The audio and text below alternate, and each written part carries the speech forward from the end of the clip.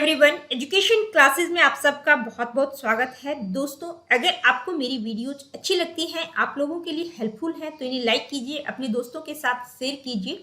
और इसी तरह की एजुकेशनल वीडियोस के लिए आप एजुकेशन क्लासेस को सब्सक्राइब कर सकते हैं।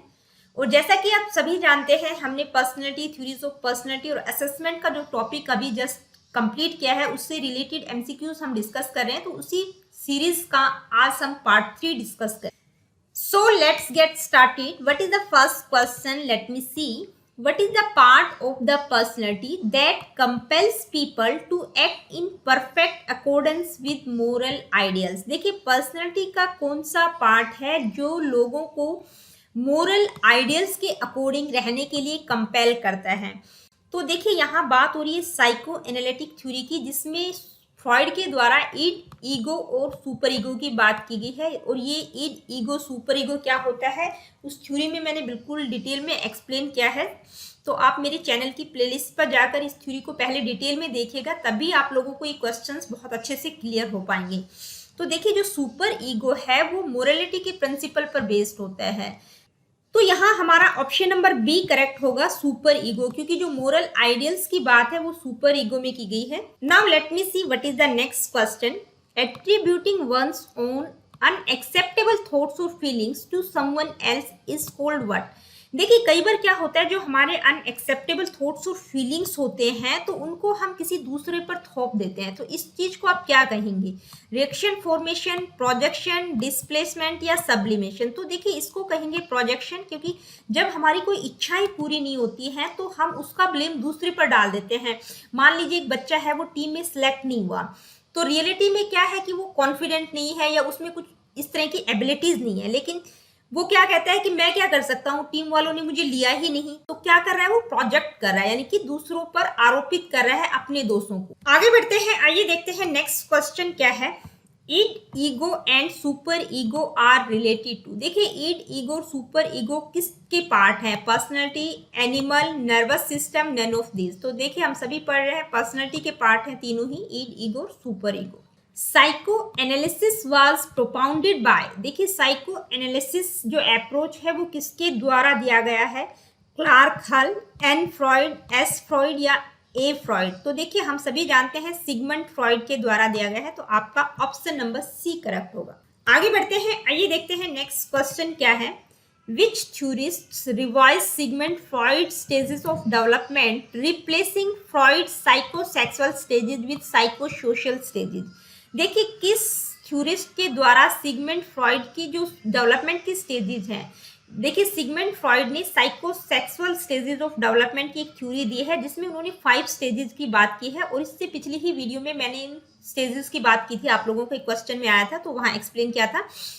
तो साइकोसेक्सुअल स्टेजेस को रिप्लेस किया गया है साइकोसोशल स्टेजेस से। तो कौन से थ्योरिस्ट थे? तो देखिए, इरिक इरिक्शन के द्वारा साइकोसोशल डेवलपमेंट की बात की गई है, यानी कि उन्होंने इनकी जो साइकोसेक्सुअल स्टेजेस है उसको साइकोसोशल स्टेजेस में डेवलप किया है। यहाँ उन्होंने 8 स्टेजेस की बात की है, यहाँ पर आप देख सकते हैं इस इमेज में। तो आपका ऑप्शन नंबर बी करेक्ट होगा, Eric इरिक्शन। Now let me see what is the next question. Sheldon divided all human beings into endomorphic, mesomorphic and ectomorphic categories of physical dimensions. This theory of personality is called. देखिए, Sheldon के द्वारा human beings को 3 parts में divide किया गया है उनकी physical dimensions के आधार पर, यानी कि शरीर रचना के आधार पर उन्होंने पर्सनैलिटी के 3 टाइप्स की बात की है। कौन कौन से? एंडोमॉर्फिक, मेसोमॉर्फिक और एक्टोमॉर्फिक। तो ये तीनों ही टाइप हमने डिटेल में किए भी हैं, और यहाँ पर आप देख भी सकते हैं कि इन तीनों की अलग अलग किस तरह की बॉडी कैरेक्टरिस्टिक्स होती हैं और पर्सनैलिटी कैरेक्टरिस्टिक्स होती हैं। तो ये कौन सी थ्योरी कहलाएगी, कौन सी थ्योरी है? तो देखिए, आपका ऑप्शन नंबर ए करेक्ट होगा, टाइप थ्योरी। क्योंकि जो टाइप थ्योरी है उसमें हमने न केवल शेल्डन का बल्कि अलग अलग साइकोलॉजिस्ट ने अलग अलग क्लासिफिकेशंस किए हैं पर्सनैलिटी का। तो शेल्डन ने 3 टाइप्स की बात की है। तो यहाँ आपका ऑप्शन ए करेक्ट होगा, टाइप थ्योरी, यानी कि शेल्डन ने 3 टाइप्स की बात की है। वो फिजिकल डायमेंशंस के आधार पर उन्होंने ह्यूमन पर्सनैलिटी को 3 टाइप्स में डिवाइड किया है। आगे देखते हैं नेक्स्ट क्वेश्चन क्या है। Kretschmer has classified the persons in which one of the following main types। देखिए अब यहाँ क्रैचमर का क्लासिफिकेशन आ गया कि क्रैचमर ने जो है किस तरह से क्लासिफाइड किया है ह्यूमन पर्सनैलिटी को, कितने टाइप्स की बात उन्होंने की है। तो क्रैचमर ने 3 टाइप्स की बात की है। कौन कौन से?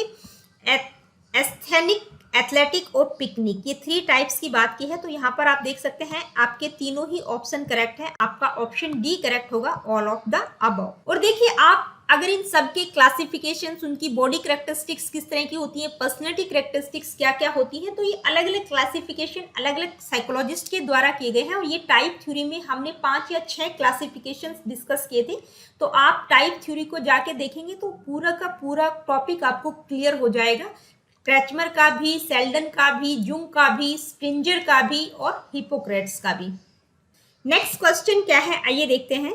ईगो इज गाइडेड बाय, देखिए ईगो किस प्रिंसिपल पर काम करता है? Pleasure principle, reality principle, idealistic principle या जर्नल प्रिंसिपल। तो हम सभी जानते हैं, हमने पिछली वीडियो में भी डिस्कस किया था डिटेल में, ईगो जो है रियलिटी के प्रिंसिपल पर काम करता है, यानी कि ये ईड और सुपर ईगो के बीच बैलेंस बनाने का काम करता है। Now let me see what is the next question. Which of the following is an unconscious personality structure made up of biological or seeking fulfillment? देखिए हमारी पर्सनैलिटी का कौन सा पार्ट अनकॉन्शियस माइंड से रिलेटेड है और बायोलॉजिकल नीड्स को पूरा करने में लगा रहता है। फर्स्ट ऑप्शन है ईगो, ईड और सुपर ईगो या सबकॉन्शियस। देखिए ईड आएगा, आपका ऑप्शन नंबर बी करेक्ट होगा, क्योंकि जो ईड है उसमें व्यक्ति तुरंत सेटिस्फेक्शन चाहता है, अपनी इच्छाओं को तुरंत पूरा करना चाहता है, यानी कि इमीडिएट ग्रेटिफिकेशन चाहिए होता है। तो आपका ऑप्शन नंबर बी करेक्ट होगा, ईड। नेक्स्ट क्वेश्चन क्या है, आइए देखते हैं। Most subjective method for measuring personality of a child is. देखिए कौन सा सब्जेक्टिव मेथड है जो ज्यादातर यूज किया जाता है पर्सनैलिटी को मेजर करने के लिए? प्रोजेक्टिव मेथड, इंटरव्यू, क्वेश्चनियर या सोशियोमेट्री। तो देखिए ज्यादातर क्वेश्चनियर मेथड का प्रयोग किया जाता है। आपका ऑप्शन सी करेक्ट होगा। और देखिए यहाँ मैं आप लोगों को बताना चाहूंगी कि सब्जेक्टिव, ऑब्जेक्टिव और प्रोजेक्टिव, ये 3 मेथड्स हैं जिनके द्वारा पर्सनैलिटी को असेस किया जाता है, मेजर किया जाता है। इन तीनों को ही मैंने बिल्कुल डिटेल में करवाया हुआ है। आप मेरे चैनल की प्लेलिस्ट पर जाकर इस वीडियो को देखेंगे तो आपको पूरा टॉपिक बहुत अच्छे से क्लियर हो जाएगा। तो दोस्तों आज की वीडियो में इतना ही। अगली वीडियो में इसी सीरीज का पार्ट 4 डिस्कस करेंगे। मिलते हैं नेक्स्ट वीडियो में।